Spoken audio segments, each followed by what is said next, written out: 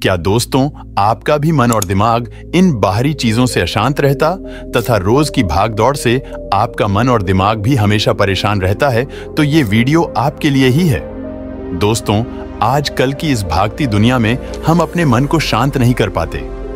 हर तरफ हमारा मन कहीं ना कहीं भटकता रहता है। हमारे मन में तमाम तरह के विचार आते रहते हैं जो हमें परेशान करते रहते हैं।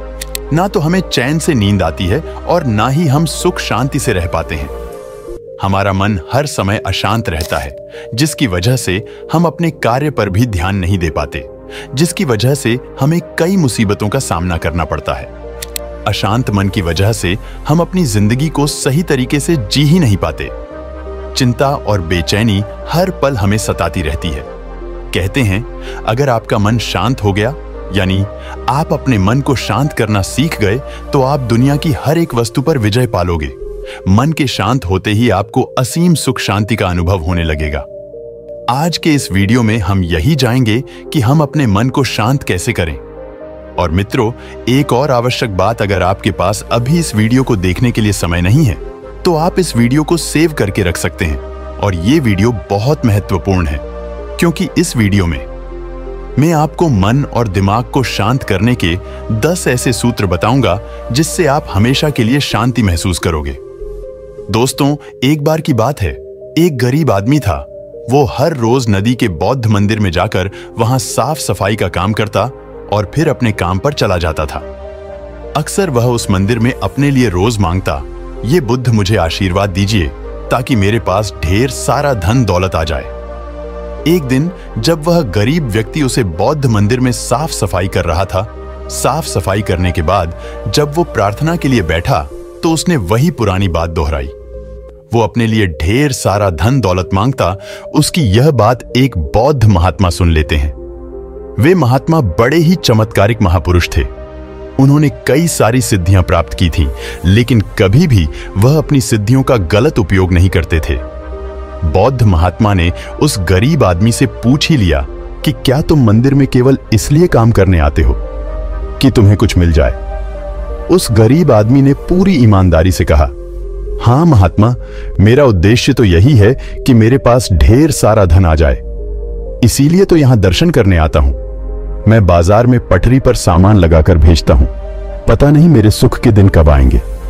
महात्मा ने कहा, तुम चिंता मत करो, जब तुम्हारे सामने अवसर आएगा तब ऊपर वाला तुम्हें आवाज नहीं लगाएगा, बस चुपचाप तुम्हारे सामने अवसर खुलता जाएगा। गरीब युवक चला गया। समय ने पलटा खाया। वो अधिक धन कमाने लगा, इतना व्यस्त हो गया कि मंदिर में जाना ही छूट गया। कई वर्षों बाद एक दिन वह सुबह ही मंदिर पहुंचा और साफ सफाई करने लगा। उसे फिर वही बौद्ध महात्मा मिल जाते हैं। बौद्ध महात्मा ने उसे बड़े ही आश्चर्य से पूछा, क्या बात है, इतने वर्षों बाद याद आया?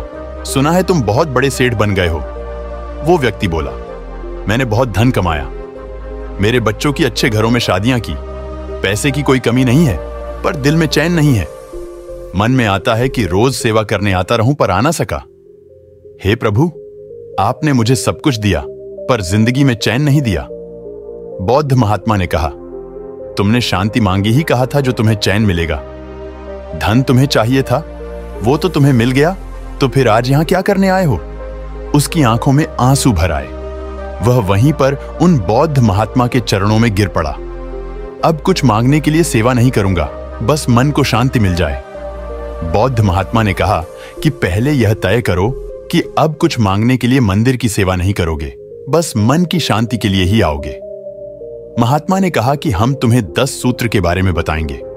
अगर तुम उन 10 सूत्र को समझ लोगे तो तुम्हारी जिंदगी में सुख शांति आ जाएगी।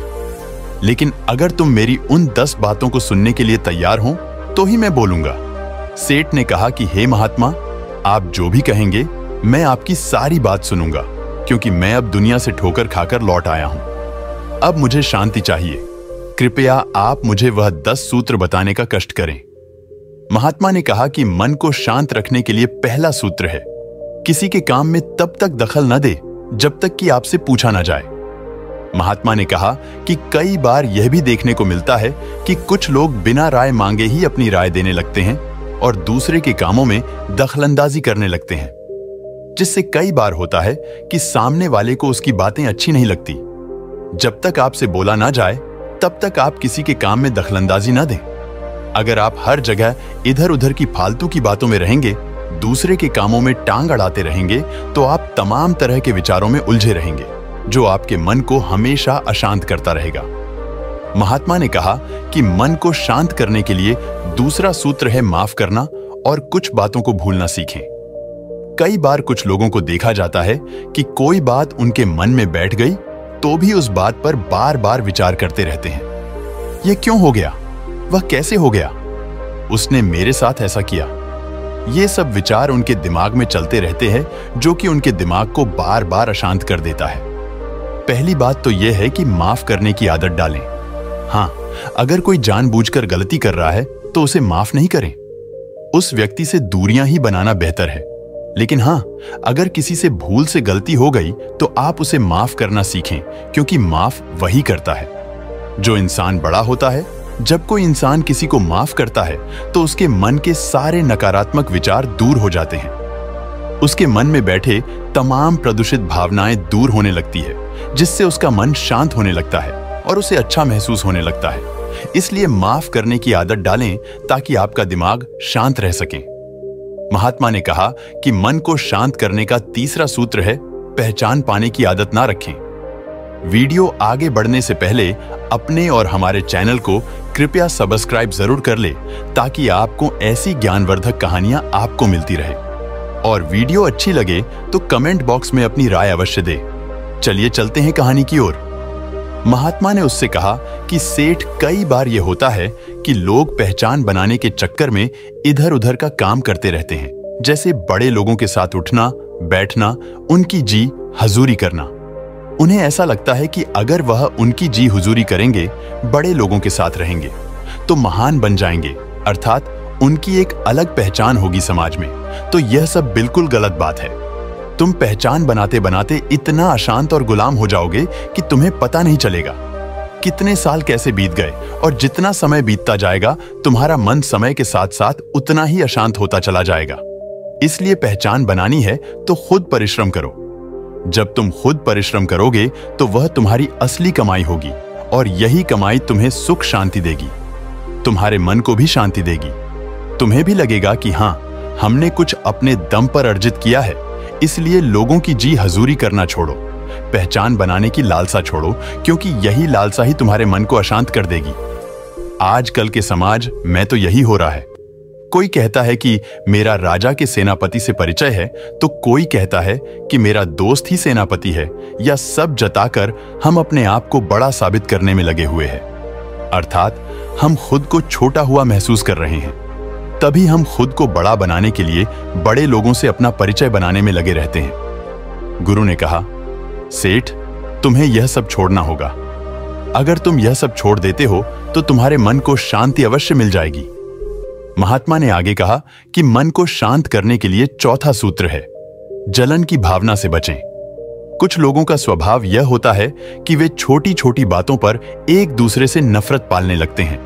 उन्हें लगता है कि यह चीज हमारे पास होनी चाहिए थी, दूसरों के पास कैसे हो गई। कुछ लोगों को लगता है कि जिंदगी में सिर्फ वही आगे बढ़े। जब कोई दूसरा उनसे आगे बढ़ता है तो उन्हें जलन होने लगती है, और यही जलन की भावना उनके दिमाग को बार बार अशांत करती रहती है। अगर आप दूसरों की सफलता में खुश रहने लगेंगे तो आपका मन शांत रहेगा और आप भी अपनी जिंदगी में आगे बढ़ने लगेंगे। महात्मा ने सेठ से कहा कि सेठ, कभी आजमा कर देखना, जब कोई तुम्हारा पड़ोसी या कोई तुमसे आगे बढ़ रहा हो या अपनी जिंदगी में विकास कर रहा हो, तो तुम उसकी खुशी में शामिल हो ना, तुम्हें भी बहुत अच्छा लगेगा। आजकल तो हर कोई एक दूसरे से जलन की भावना रख रहा है, जो कि उसके मन के अशांत होने का सबसे बड़ा कारण है। महात्मा ने सेठ से पांचवा सूत्र बताते हुए कहा, उतना ही काटे जितना चबा सके, अर्थात उतना ही काम हाथ में ले जितना पूरा करने में आपकी क्षमता हो। महात्मा ने कहा कि सबसे पहले हमें अपनी क्षमता को जान लेना चाहिए। हमें यह जान लेना आवश्यक होता है कि हमारे पास कितनी ताकत है, हम इस काम को कर पाएंगे कि नहीं।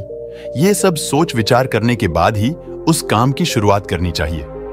ज्यादा इधर उधर भागोगे, हर तरफ हाथ ही मारते रहोगे तो कोई भी काम तुम्हारा सही समय से पूरा नहीं हो पाएगा, और जब तुम्हारा कोई भी काम सही समय पर पूरा नहीं हो पाएगा तो तुम हर समय चिंता में डूबे रहोगे। हर समय तुम्हारा मन व्याकुल रहेगा, जो कि तुम्हारे मन को अशांत कर देगा। इसीलिए पहले अपनी क्षमता को पहचान लो और उस क्षमता के बराबर ही काम को चुनना चाहिए। अगर तुम ऐसा करोगे तो तुम्हारा मन शांत रहेगा। महात्मा ने कहा कि मन को शांत करने का छठा सूत्र है रोजाना ध्यान करें। यह सबसे महत्वपूर्ण सूत्र है।